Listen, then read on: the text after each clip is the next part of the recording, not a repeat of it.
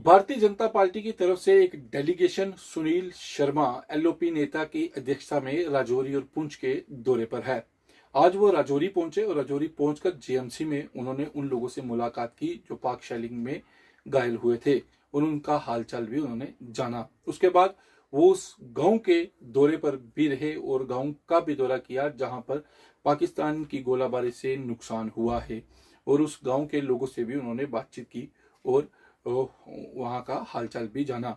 इसके बाद उन्होंने मीडिया से बातचीत करते हुए कहा कि हमारा एक डेलीगेशन भारतीय जनता पार्टी की तरफ से इस इफेक्टेड एरिया जो है, जो शेलिंग के बीच में इफेक्टेड एरिया है, उनके लिए यहाँ पर भेजा गया है और आज ये हमारा राजौरी में दौरा है। उसके बाद वो पुंछ में भी जो है वो जाएंगे और लोगों का हालचाल जो है वो जानेंगे।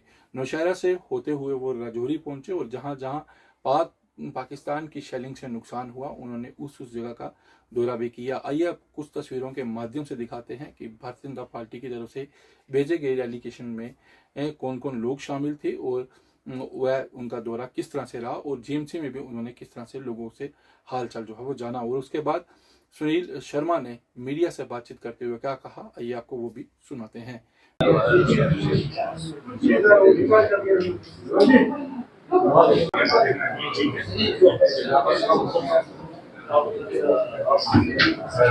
चलो ऊपर वाले की मेहरबानी रही।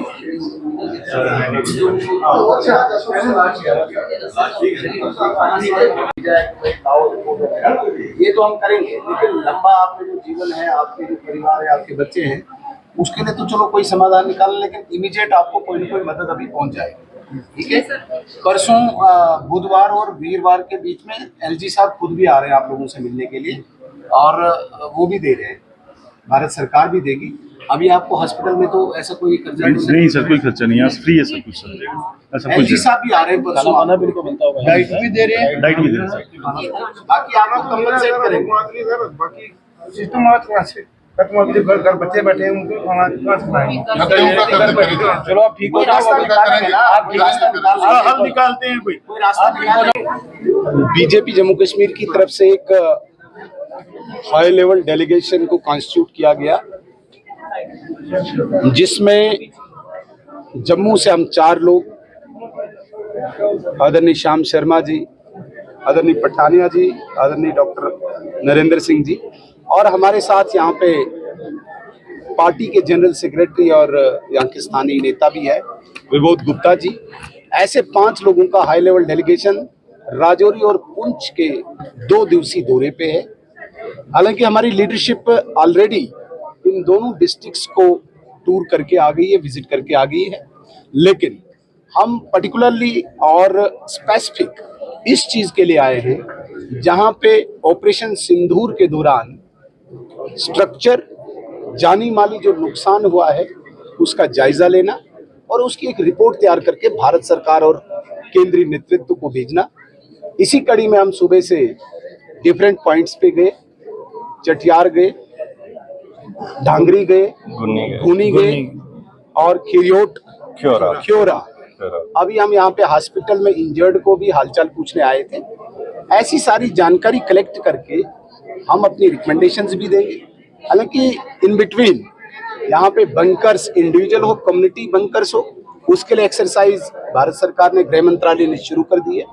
लेकिन हमारी ये रिकमेंडेशन रहेगी कि जो नुकसान हुआ है, स्ट्रक्चर का हुआ है या जान माल का हुआ है, ऐसे नुकसान के लिए भारत सरकार की तरफ से कोई पैकेज, कोई मदद आनी चाहिए, क्योंकि स्टेट गवर्नमेंट के पास एसडीआरएफ के तहत सिर्फ एक रिलीफ मिलेगा, कोई कंपनसेशन नहीं मिलेगा।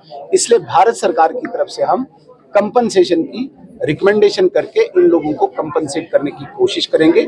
लेकिन पूरे राजौरी में एक बहुत खुशी है कि ऑपरेशन सिंदूर के तहत भारतीय सेना ने जो पराक्रम का प्रदर्शन किया है वो लाजवाब था।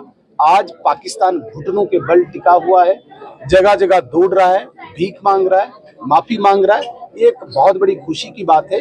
राजौरी चूंकि एक सीमावर्ती जिला है, यहाँ के लोगों ने अनेकों इस प्रकार की घटनाएं देखी है, लेकिन ये वाली 2025 की 6 और 7 मई के बाद की रात और 3 दिन लगातार जिस प्रकार से भारतीय सेना का शौर्य हमारे सामने आया है, ये राजौरी वालों के साथ साथ पूरे देश के लिए गर्व की बात है। सर आपने एसडीआरएफ और एनडीआरएफ में जो पैसा आता है वो एक फिक्स क्राइटेरिया के तहत आता है।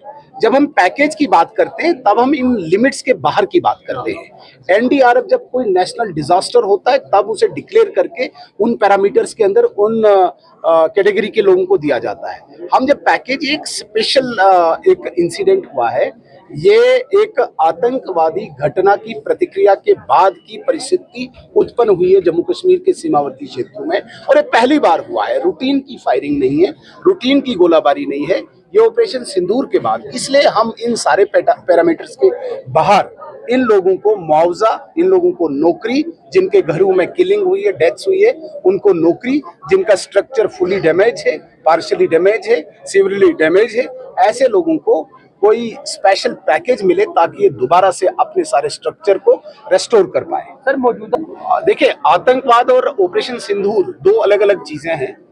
आतंकवाद की जो घटनाएं वो इनसाइड हैं, वो इंटरनल सिक्योरिटी हमारी रोजाना उनसे निपट रही है। आपने देखा होगा पिछले हफ्ते 2 दिन के अंदर 6 आतंकवादियों को ढेर किया। जो अंदर आएंगे वो मरेंगे, दफन हो गए, और उनके बाहर जो स्ट्रक्चर काम करता है उसे भी उन्हीं की भाषा में जवाब दिया जाएगा। ये जो ऑपरेशन सिंदूर था, ये क्रॉस बॉर्डर था। आतंकवादी घटना की प्रतिक्रिया दूसरे देश में जो आतंकवादी ठिकाने हैं उनको ध्वस्त करके, उनको नष्ट करके एक जवाब देना था उस आतंकवाद की फैक्ट्री को जो बार बार वहां पे आतंकवादी तैयार करके भारत को अशांत करने की, डिस्टर्ब करने की कोशिश कर रहा है, वो उनको जवाब था। इसलिए जो अंदर आए हैं वो मरेंगे, लेकिन जो पाकिस्तान जो फैक्ट्री आतंकवाद की, उसको एक करार